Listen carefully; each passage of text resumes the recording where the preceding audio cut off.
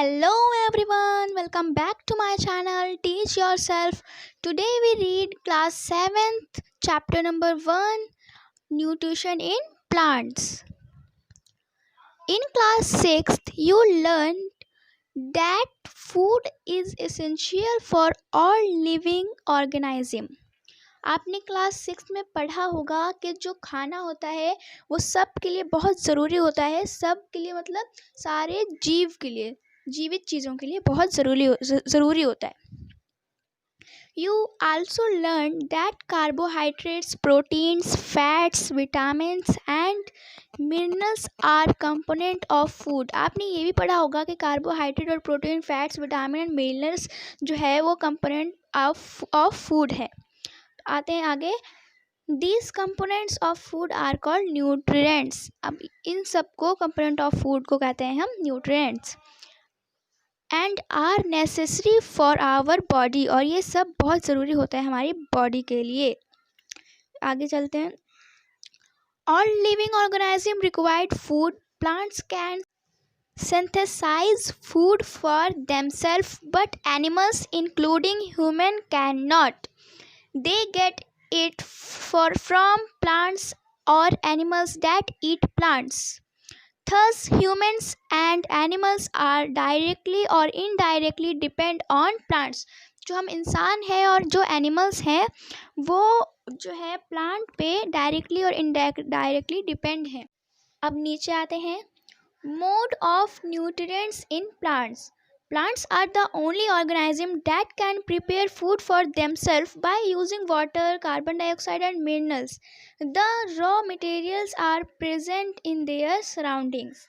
The nutrients enable living organisms to build their bodies, to grow and repair damaged parts of their bodies, and provide the energy to carry out life process.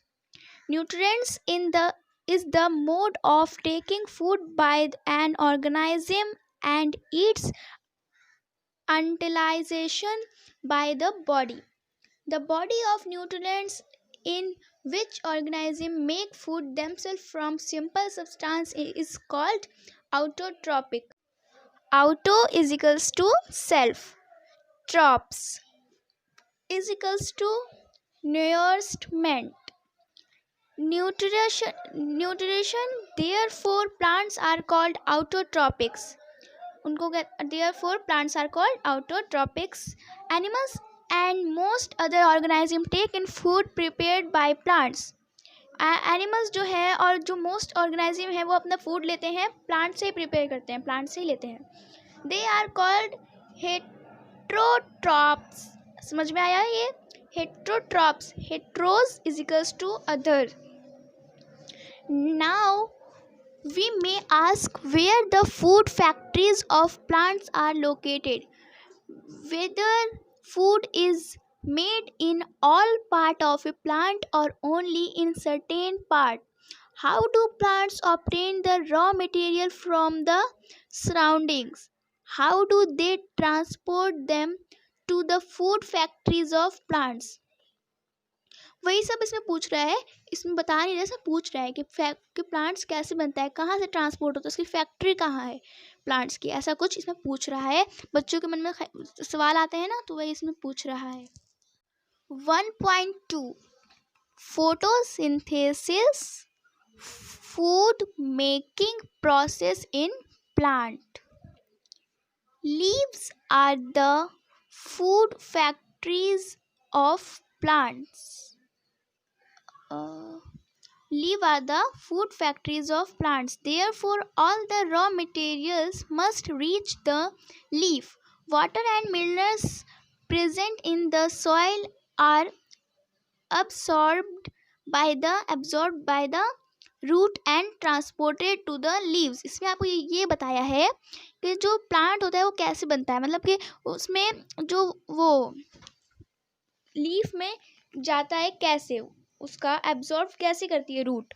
तो अब water and minerals present in soil, जो मिट्टी होती है ना उसमें water और minerals होते हैं। हम पेड़ को पानी देते हैं ना और बारिश भी होती है तो भी उसमें वाटर चला जाता है, तो वो ट्रांसपोर्ट करती है रूट स्टेम को, और स्टेम से लेके वो जाता है सारी लीव्स में. Carbon dioxide from air is taken in through the tiny pores present on the surface of leaves.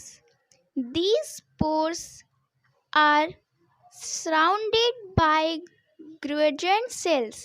Such pores are called stomata. Figure 1.2c. देखिए अब नीचे आपको सेल्स दिया हुआ है. ये आपका सेल्स जो है ये बहुत इंपॉर्टेंट है, इसमें से आपको क्वेश्चंस भी आ सकते हैं.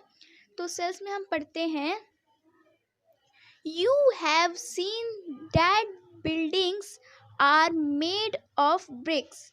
Similarly the bodies of living organisms are made of tiny units called cells. Cells can be seen only under the microscope. Some organisms are made of only cells. कुछ चीज़ें सिर्फ cells से बनती हैं. Only made of cells. The cells is enclosed by a thick outer boundary called the cell's membrane. क्या ये? Called the cell's membrane. Most cells have a distinct, certainly located speckle structure called the nucleus. Figure 1.1. The nucleus is surrounded by a jelly-like substance called cytoplasm. Okay, अब देखिए आप नीचे आपको इस figure में क्या दे रखा है, नस्कुलस. देखिए ऊपर में आपको लिखा हुआ है ये, और देखो आप ऊपर से बीच में आए हैं. अब देखिए हम बीच में आए हैं तो इसको काइटोप्लेम्स कहते हैं. ठीक है, अब देखिए अब नीचे में आए हम तो इसको सेल्स मेम्ब्रेन कहते हैं. तो फ्रेंड्स ये आपको, मुझे उम्मीद है कि ये आपको क्लियर होगा इतना. तो फ्रेंड्स आगे का चैप्टर मेरी नेक्स्ट वीडियो में आएगा.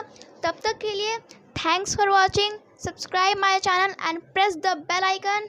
Take care. Bye bye.